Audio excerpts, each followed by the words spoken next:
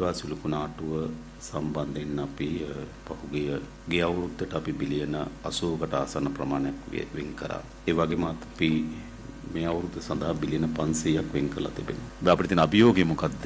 මේ බිලියන 500 මේ වසර ඇතුළත අපි වියදම් කරන්න ඕන. අපේ ආර්ථිකයේ බිඳ වැටීමේදී ප්‍රධාන සාධකයේ බවට පත් උනේ අපිට සැලැස්මක් නැතුව ඉලක්කයක් නැතුව වියදම් කිරීමේ ප්‍රතිවිපාක වලට අපි රටක් ඇරෙට පෞද්ගලික කාලේ මුහුණ දුන්නා. ඒ නිසා අපි රාජ්‍ය මුදල් වියදම් කිරීමේදී ඉතාමත් සැලසුම් සහගතව ඉලක්ක කරන ලද ව්‍යාපෘති සහ ප්‍රජාවන් ඉලක්ක කරගෙන තමයි වියදම් කරන්න සැලසුම් කරලා තිබෙන්නේ. ඒතර අපිට ජාතික නිෂ්පාදනයෙන් 13% වියදමක් අපි දරන්න ඕනකම තිබෙනවා. ඒයි අපි සීමාව. නමුත් මෙවැනි ව්‍යසන තත්වයකදී අපිට ඒ සීමාව ඉක්ම යන්න පුළුවන්. ඒ අනුව තමයි මේ වසර සඳහා අපි ආසන්න වශයෙන් ගත්තොත් තවත් 1.3ක් වගේ බිලියන 500ක් වගේ අපි අතිරේක වශයෙන් 13%ට වඩා තවත් 1.3 කියන්නේ 14.3ක් දක්වා වේදම් කරන්න අපි එකඟතාවය ඇවිල්ලා තිබෙනවා. දිට්වා සුළුකුණාටුවෙන් හානි වූ පවුල් සඳහා ලබා දුන් රුපියල් 25000ක සහ 50000ක දීමනාව මාතලේ දිස්ත්‍රික්කය තුළ මේ වන විට සම්පූර්ණයෙන්ම ගෙවා අවසන් කර තිබෙන අතර 15000 සහ 10000 සෙසු දීමනාවද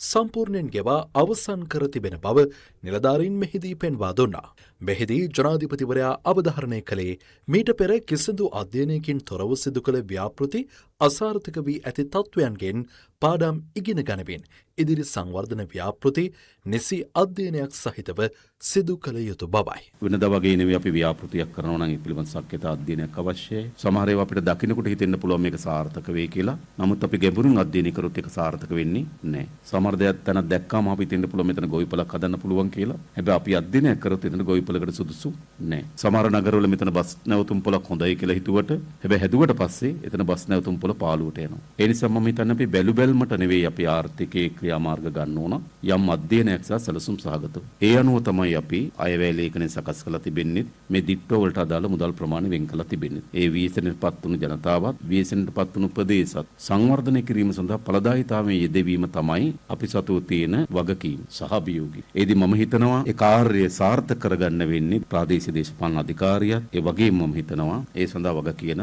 රාජ්‍ය නිලධාරී මහත්මයාගේ මැදිහත් වීම.